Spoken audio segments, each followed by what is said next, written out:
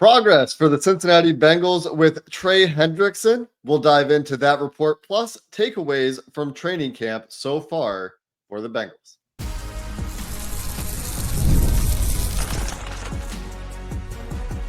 You are Locked On Bengals, your daily Cincinnati Bengals podcast. Part of the Locked On Podcast Network, your team every day. What up, Bengals fans, and welcome to another episode of the Locked On Bengals podcast, part of the Locked On Podcast Network, your team every day. I'm Jake Liscow, he's James Rapien, and together we are your hosts of the Locked On Bengals podcast, covering your Cincinnati Bengals here since 2016. We're on YouTube, we're everywhere you get your podcast, so if you're not already an everydayer, you can hit that subscribe button to make sure you don't miss an episode. You can make Locked On Bengals your first listen, have all those great listening habits we like to talk about here on Locked On Bengals. Today we dive into the latest on Trey Hendrickson as his contract may be inching closer to resolution, while there's still some gap to bridge between the team and Trey Hendrickson as far as his demands and requirements for a contract extension go. We'll also get into some themes for training camp, including Joe Burrow so far, what's going on with that Al Golden defense and the renovation on that side of the ball, and everything that stood out through about a week's worth of football practices. And James, before we dive in there, we have some exciting plans for the rest of my week here in Cincinnati as well. We're gonna see some people in person. Yeah, we are. And it's an official Locked On Bengals meetup, training camp meetup, Saturday, August 2nd at the Holy Grail on the banks right there next to Paycor Stadium. And it's convenient. Why? Because practice ends at 7:45 or so, and then you can head over to Holy Grail. We'll meet you there at 8:30 on Saturday night, and we'll see how late Jake Liscow stays up. So you're going to want to show up right at 8:30 just in case, because he's really pushing it here. But we're really excited. We haven't done one of these with both of us together since 2021, and we know how that season ended. So maybe we're the good luck the Bengals need this season, Jake. Yeah, we're just going to have to make sure we get one of these in a year. Give us plenty of time to talk about the Bengals into the winter months early in the year. And we're excited to see you in person. We're not going to do necessarily a live show or anything like that, but we are excited to hang out, shoot the, I guess I can't say that, talk with you down at the Holy Grail and right after practice, like James said. So hopefully it's convenient for those of you, especially that are attending that night practice in person. Yeah. Hope to have a few pops, hope to toast, cheers with a couple of you and, or a lot of you. And that's the beauty of it. And no live show, but we'll get to talk in person. You guys get to, have to deal with our faces and show wise plenty. So come chat with us. We'll meet up. We'll talk Bengals and discuss what we've seen in camp so far. And that's what's interesting, Jake, because I do think over the next few days, how we feel now versus how we feel then could certainly change because we've had one day of pads and that's it. We haven't seen one-on-ones between the offensive line and defensive line or the corners and receivers. Like there are a lot of things that we're going to cover today that are certainly fluid and that could change by Saturday when we have our meetup. That's the nature of the preseason. The observations change as time goes on. It's a very fluid situation. Last year, it was the come up of Dax Hill in training camp. I remember being a significant change as we progressed through the preseason. And obviously, preseason games a big part of this as well, as we discussed on yesterday's show. Anything that we're talking about after any of these practices, after any amount of practices, is going to be altered by how guys perform in live game situations. And so those preseason games obviously going to shape narratives as well. But speaking of narratives being shaped, James, let's get to what's going on with Trey Hendrickson before we dive into some of these themes that we've seen throughout training camp. And Adam Schefter and Jeremy Fowler also confirming on NFL Live. And Jeremy Fowler was at Bengals training camp on Monday. But Adam Schefter on the Pat McAfee show talking about the progress essentially that's been made with the Trey Hendrickson deal, saying that they're essentially in line on years, on money, overall money, but there is a bit of a gulf on guarantees. It does sound like the Bengals may have gotten some guaranteed money into their offer for year 2 of the deal, but not enough for what Trey Hendrickson is looking for, is he's looking for multiple years of assurances and guaranteed money in the deal.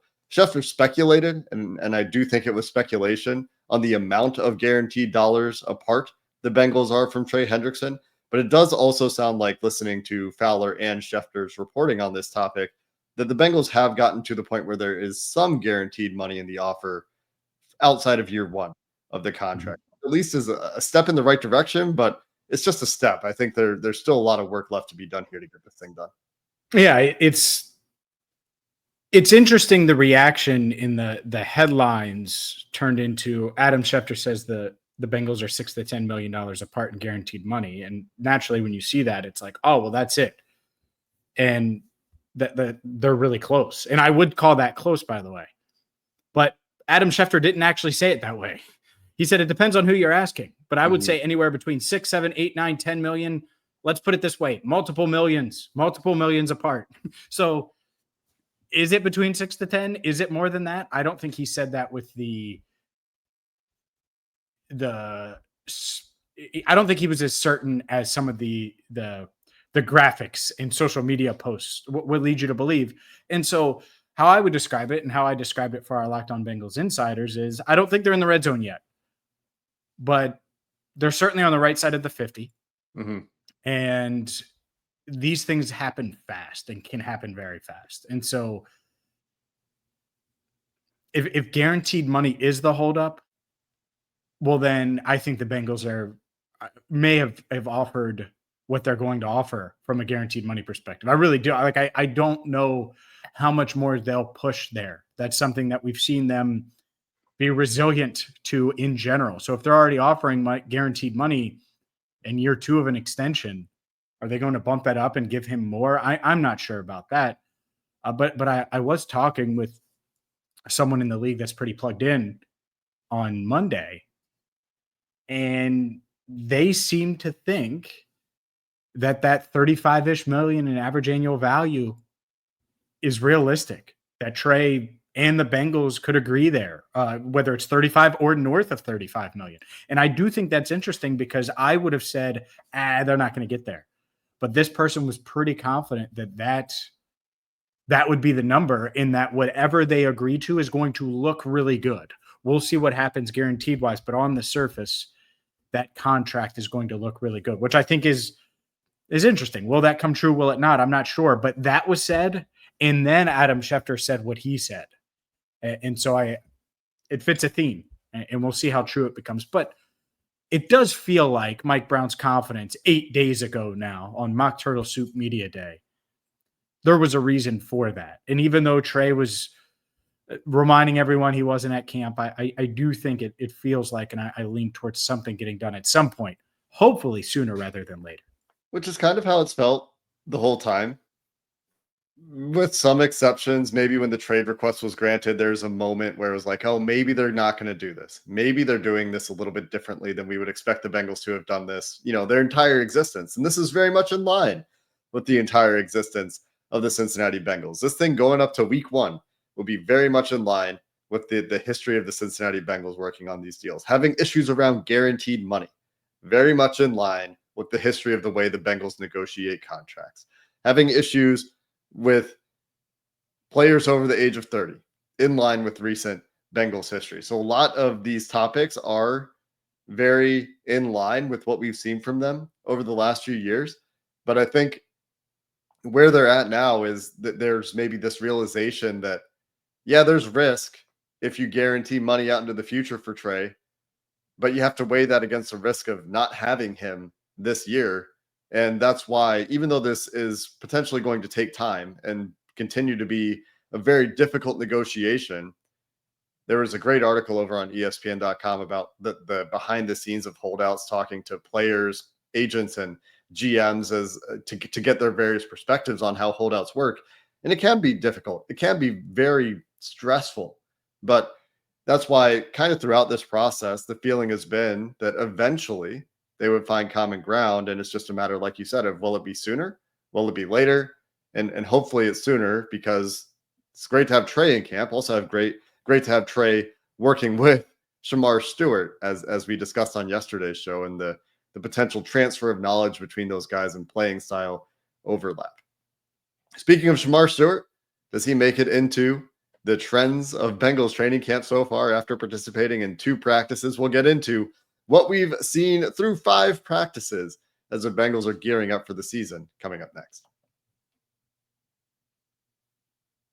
Today's show is brought to you by Yahoo Fantasy. Look, Yahoo Fantasy is the perfect fantasy football platform for you, for me, for everyone. And of course, over here on Locked On Bengals, we're playing Locked On Fantasy and or Yahoo Fantasy with Locked On. And you should too, whether you're a first timer, whether you're a veteran like me making your millionth league. And it literally feels like a million leagues that I've done with Yahoo. And it's just so quick. It's so easy. It's so convenient. They have all the features that you need. It's super smooth. It's easy to make trades. It's easy to use the waiver wire and claims and all of the things that come with fantasy greatness. And to celebrate 28 years of fantasy greatness, Yahoo Fantasy is dropping 28 big new features over 28 days, giving you more ways to play, more ways to draft, and more ways to win. It all begins on August 4th. Stay tuned and get started by creating or joining Yahoo Fantasy Football in our Yahoo Fantasy League at yahoofantasy.com/lockedonnfl. That's yahoofantasy.com/lockedonnfl. Let's make this fantasy season the best one yet. All right, Jake, let's dive into some trends, some themes when it comes to Cincinnati Bengals training camp to this point. You've seen 2 practices, one in full pads, both Shamar Stewart practices. You mentioned him. I think the theme that I would cover first, and that comes to mind when we were planning this, is Joe Burrow and how consistent he's been day in and day out thus far. We'll see, but I think we all watched Quarterback on Netflix to kind of get ready for camp. And something that he said last year after that first game was early in the season. I hold on to it. And I'm not really, clearly he doesn't see it as well as he does after some live reps. Well, I think he's seeing it as well as I've seen him this early in camp through 5 practices. I can't really remember, in quote, correct me if I'm wrong. He hasn't thrown an interception. Mm-hmm. But has he thrown a ball that you've seen in your 2 practices that you think could have been intercepted? Like an interceptable pass that you can remember where, like, realistically the defender had a shot at it? I don't really remember one through 5 practices. Maybe I, was busy looking at the sun or something or getting rained on, but I don't really remember one. I don't remember anything I would describe as a turnover-worthy play for Joe Burrow. Let's say that. There have been maybe 2 passes that I can remember that a Herculean, superhuman kind of play, maybe there's a chance. And I don't know whether one of those in particular would have even been Joe Burrow's fault. And that was kind of like a deflection on a ball that wasn't necessarily handled the best by the wide receiver. So I would say no.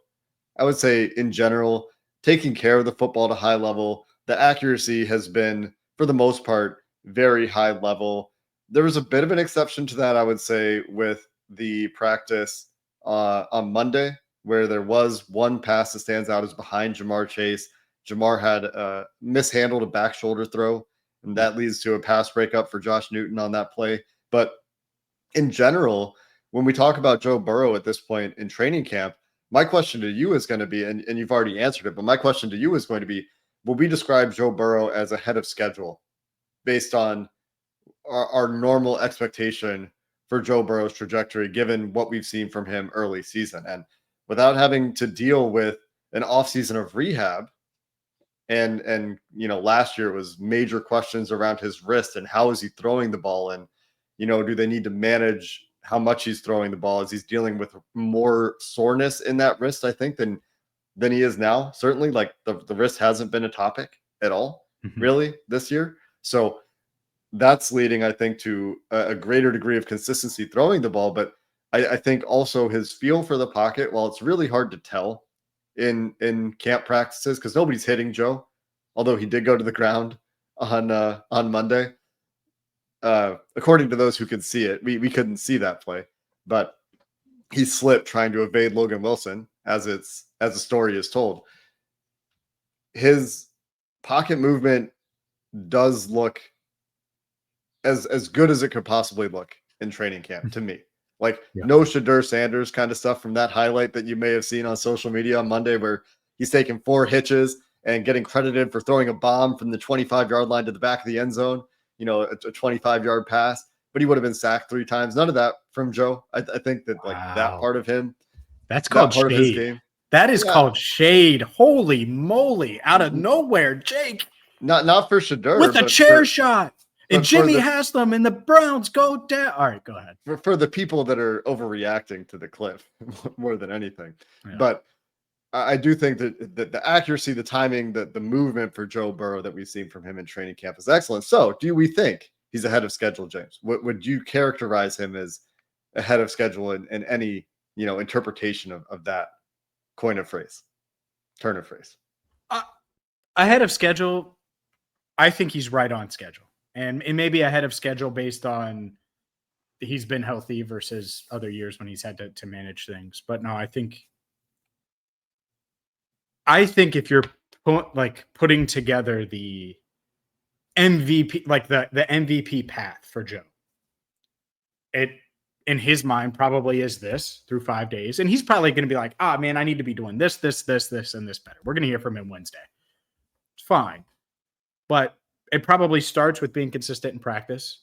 And then he adds on in the preseason, at least in the first 2 games, and is ready to hit the ground running on September 7th. And so, yeah, I would say this is the ideal first 5 days of camp for Joe, because he's being challenged. It isn't just easy, and he's not just getting everything he wants and going up and down the field. But he does have the answers. They have responded well. They have been effective. He's not only hitting his stars, but some under-the-radar guys are making plays as well, including Charlie Jones, by the way, made a couple of plays that we couldn't see. Now we can officially confirm it, because I know there's been a lot of Charlie Jones speculation. And so, yeah, I think this has been an ideal start to camp for Joe. I would say there have been some bumps. Day one of those bumps in the road, right? Day one, Joe Burrow saying that he felt like the practice was poor for the offense. The first time we heard from Joe Burrow. And we've seen the struggles in the red zone at times, although after the red zone yesterday, when they were going away from us in the indoor facility when we couldn't see it, looked like he hit some big plays, and the offense answered a little bit to finish that practice. But I do think that Joe's played well. In addition to Joe playing well, I think for the most part, we've seen the skill players play really well. The run game has been a strength for the Bengals offense, which is not something I thought I would be saying through training camp. We'll see how that translates to live game situations, tackling situations. They haven't been doing that, obviously, but the run game has been a strength. The receivers have all made plays 1 through 6, and even beyond a little bit, as we talked about some of the undrafted free agents yesterday. And Jordan Moore from Duke, number 14, is standing out for the work he's done so far. So pluses for the skill guys all the way through to the tight ends as well. I think Cam Grandy's made plays multiple days, at least that I've noticed. And maybe that's Cam Grandy bias from me that I'm watching him a little bit more closely. And then on the other side, there's still those concerns in pass protection to me, especially on the interior right now, where Chris Jenkins and TJ Slayton have looked really good. And maybe that's those guys being really good. But as we've seen in the past, we've seen issues or we've seen pressure, let's say, at certain points in camp. And that's been more of an issue with the offensive line than the defensive line necessarily playing up. So that's like the concerning thing on the offense. Not a surprise at all, but the concerning thing on the offensive side, I think, would be on the interior of the offensive line. For sure. Yeah, and that's one of those things that could change between now and Saturday. Hopefully it does. Speaking of, Will Hernandez is cleared. Mm-hmm. Will Hernandez let everyone, hey, I'm cleared, by the way. You think he would believe he could win the starting right guard job here in Cincinnati? Hard not to think he would have a real good shot at it. I mean, but he would be like, oh, yeah, I would love to block for Joe Burrow and take my 70-plus PFF pass blocking grade over the past 3 years to Cincinnati. So that there you go. That's one that's not going to cost a lot, and I don't think he will, Jake. And you could say these other guys too, fine, but clearly for whatever reason the Bengals haven't been in. That's a guy that it feels like it makes sense. Makes sense. He's fully cleared. It's July 29th. We're hoping. That's what we're doing here when it comes to the guard position. We also need to see that competition shake out because we haven't been privy to Lucas Patrick for a couple of days here as he's dealing with that leg injury. Still considered day to day, but we will see after the day off if Lucas Patrick is any closer to practicing. We'll continue with themes. We'll get to the defensive side of the ball where Al Golden and his defense have given Joe Burrow and that offense issues from time to time. It's been back and forth in training camp, but there's some areas for optimism, some areas for concern. We'll finish the show on the defensive side of the ball coming up next. Today's show is brought to you by 5 Hour Energy, and it's time to fuel up and turn it up with 5 Hour Energy Transfusion. It brings the bold grape, ginger, and lime flavor of your favorite golf drink minus the alcohol into a quick, energizing shot. Whether you're sinking birdies or just making memories with friends, this one's a hole-in-one for your energy game. And let's be honest, whether you're on the course or whether you're at training camp, and we took a pit stop. Jake Liscow got in really, really late. If you don't remember, he told the world how late he got in on Saturday night before Sunday's practice. Got the days right. We stopped and got a 5 Hour Energy, and it gave him the energy to get through day one of training camp for him and power through the day. And whether it's golf, whether it's training camp, 5 Hour Energy can help you. And if you go to 5hourenergy.com today, that is the number 5hourenergy.com. You can use my promo code LOCKEDONGolf and get 20% off your order. This offer is only valid until September 30th on one order and cannot be used with other promotions. The code is not good on subscription orders. Whether you're meeting up with friends or trying to turn 18 holes into 36, get the energizing boost you need to power through. Order transfusion-flavored 5 Hour Energy shots today. Defensive side of the ball, James, as we wrap up this episode of Locked On Bengals. Chris Jenkins, TJ Slayton, a couple of standouts. Shamar Stewart making waves in his second practice, showing those flashes that made him the Bengals' first-round pick and has Jerry Montgomery very excited for his upside. A whole lot of movement in the secondary, both in terms of playing in the slot and playing outside, and different guys working with the first unit and the second unit. Some minor injuries. Cam Taylor-Britt missed today. He was back on Monday. He participated on Monday, but gave up one particular big play inside to T. Higgins on I think it was a slant, and I think it was T. Higgins. Maybe my memory is failing me on both of those counts at this point. But what are your big takeaways, James, as you think about the way this defense has looked so far? So many questions on that side of the ball, so many lottery tickets or coin flips that we have to figure out. And we need to see games, of course, but we've seen 5 practices. What do you think? Well, I think first things first, last year it looked like they were 3 different units trying to operate, and they were never in sync. I mean, very rarely was the defensive line and the linebackers and then the back end all in sync. I don't know how good the Bengals defense is going to be, but I do think they're going to be on the same page. Whether that page is good or not, we'll see. But I do think they're going to be on the same page. So I think that's the first thing is the communication, whether it's simplicity or the scheme or whatever it is. I do think everyone is going to know where they need to go, when they need to go there, and be in alignment, an off-season word, an off-season theme for the Bengals, especially on defense. And the other thing that I've certainly noticed is how energetic and aggressive they are. I mean, they're bringing the energy, they're bringing confidence, and that has helped them when they've gotten hit with a Joe Burrow haymaker or Jamar Chase haymaker. And Joe is just really dialed in. Like I said, he's having a great camp, but the defense has responded. The defense has made plays. And so far it's tough defensive line wise to make a huge judgment, but I do think the linebackers have stood out. I do think that in the secondary, as Dax Hill continues to progress as well, there are guys there that feel like they're going to take a step forward. And if they do that, there's no reason to think that this defense can't be better. So I think after 5 days of practice, I'm not sure where they'll rank defensively, but I do think that they're going to be better next year. And we're starting to see signs of that, or this year, excuse me, versus last year. And we're starting to see signs of that just based on how they've responded, what they've done, and how they've kind of acclimated themselves as a group together versus last year when it was what missed tackles in all of the finger pointing behind the scenes that it was going on. Yeah, a lot more of that camaraderie that is very obvious even during practice, and I would imagine outside of practice as well.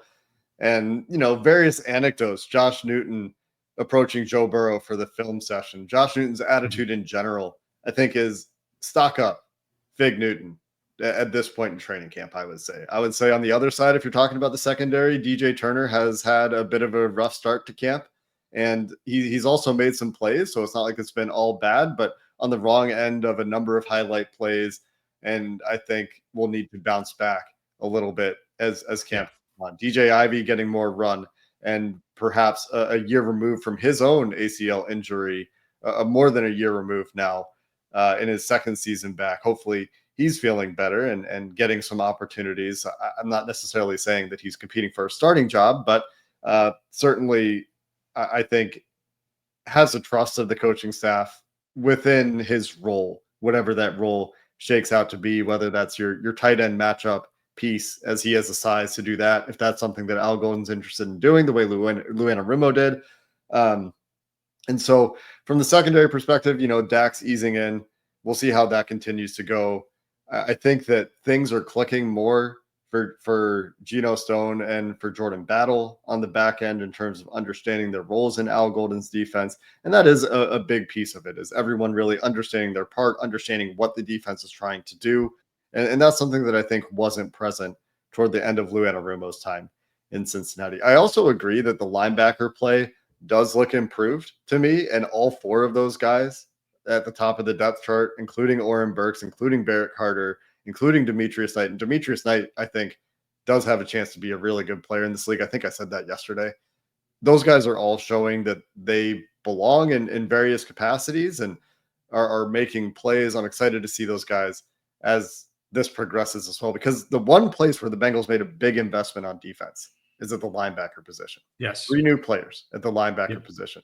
That better show up. Now, how much it'll matter, it's a linebacker position, and there's questions about, how much value linebackers can give you if they're not at the level of like a Fred Warner. I'm not saying the Bengals have a Fred Warner on their team, but if those guys and Logan Wilson can play better, that's got to be a boost for this defense. So again, we'll see as time goes on there. I would say that currently I'm buying stock in the Bengals having improved at the second level at the linebacker position. The last bit is really in the trenches, right? And we'll have to see how that plays out. But what do you think about those linebackers' contributions so far? They better be better. And I do think that they should be. Expectations are high. When you invest what you did at linebacker and you say, all right, Oren Burks is going to come in and be the Akeem Davis-Gaither type of player that can also give you probably a bit more on defense. And then you take Demetrius Knight, and then you take Barrett Carter, who you had a day 2 grade on in the 4th round. Yeah, those guys, especially with a healthy Logan Wilson, expectations are high. And that can matter. Like if they felt like linebackers were a big issue last year, and let's just say, and clearly they did, let's just say they get to league average or better at that spot, and they have depth to maintain that. Well, that should show up. That should make a difference. And we'll see if it does, but I do think Demetrius Knight has a lot of believers in the building. And he's going to get the first crack at that. But the nice thing is Oren Burks and Barrett Carter, those guys complement Logan Wilson and Demetrius Knight really well. And so how Al Golden deploys these guys, I think is really intriguing. And in much like corner, I think linebacker, to a lesser degree, but linebacker could be that way where you mix and match a little bit and you have different packages where we see these guys on the field, on defense, and not just like for Barrett Carter, when they drafted him, I'm like, oh, well, that's probably just a special teamer year 1. Well, we could see him on defense a little bit for sure. I think from a schematic perspective, just to wrap up here on defense, we're seeing a lot of twisting, a lot of stunting on the defensive front. And I'm excited to see how that goes into game situations. We're seeing a lot of interesting blitz packages where we're seeing Joseph Osai, for example, drop into coverage a ton. And Shamar Stewart had his first rep dropping into coverage, I believe, on Monday. And you're seeing these 5-man surfaces with linebackers and with linebackers on the edge, which is why Shamar Stewart sometimes is kicking in to 3-tech or 5-tech. And then you're getting a linebacker blitzing on one side, defensive end dropping out on the other side. So excited to see what that scheme looks like. We might not see much of this until the regular season, but seeing some differences in the way these guys are being used, different packages that you're seeing from linebackers and the way they're being used as blitzers to complement more twists in games for the defensive linemen to try to manufacture some pressure as well and just confuse things for offensive lines. And if that's a trend, that's something that'll be exciting to watch when we have some live football to watch as well. Yeah, for sure. That is one of the many things. The other thing that, and at some point, this is going to creep up as we move past the defense. The long snapper, maybe it's just going to be in games. Maybe that's when we see it. Yeah, but that's certainly something that I want to make sure is at least mentioned when we talk about these takeaways, because that's a huge position battle. It's going to impact Evan, and Evan's been pretty good. He's missed 2 kicks so far in 5 practices, and if he starts 18 for 20 or whatever he has in practice, and it's something in that range, it might be even better than that. It would bode well, I would say, for the Bengals' chances of getting off to a good start and winning some of these tight games that they lost early in the year last year. Yeah, we'll have to look forward to the day that we get Darren Simmons and ask him about how the long snapper battle's going. Darren Simmons, not one to mince words, usually a pretty honest guy when it comes to evaluating his special teamers. And so we'll find out one of these days, I'm sure, from Darren Simmons how that's going. Or maybe we'll just see a roster move, and it'll be as simple as that. You don't necessarily always see those things coming. Last thing for me, James, is really excited with the pads on to see some move the ball drills, hopefully, over the course of my time in Cincinnati. I don't think we've seen a move the ball period of 11-on-11 yet. I've only seen 2 practices. So that's when they actually, will move the chains and actually progress down the field instead of lining back up at the same spot. Excited to see some move the ball, and we might see some one-on-ones this week. And both in the trenches. Well, primarily in the trenches is where I'm excited for that. Outside of just in a play where you can isolate guys from time to time. Those are some things that I'm excited to see and will inform our opinions as training camp progresses here and we continue to look for trends. And you want to talk about something that, for example, DJ Turner, you want to redeem yourself. One-on-ones are a good way to start that, right? I think offensive line, defensive line, one-on-ones are going to be fun. I mean, think about it. Shamar versus Amarius. Mm-hmm. Yeah, baby. Shamar described it as 2 bricks. His hands were 2 bricks grabbing him. And I think that's why it was so important to get out there at practice that first day, seeing Orlando and going up against Orlando and Shamar or in Amarius. Shamar was like, all right, this is what it's going to be like. And so it was a good first couple of days. But the one-on-ones, they're going to be good. And don't forget Saturday, Holy Grail, 8:30.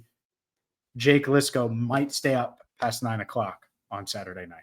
Look at that. Don't be pushing it now, James. Well, we're excited to see you then. And if you see us at training camp, obviously feel free to say hello, even though we're often in a hurry trying to do whatever it is we're doing at that time of day. We'll at least give you a wave, give you a wave and a smile. We appreciate everyone who's said hi to us so far down there at training camp practices. And we'll be back on Wednesday after another hot one in the forecast down at Paycor. Until then, thanks for listening to this episode of the Locked On Bengals podcast. Hoo day, and have a good one.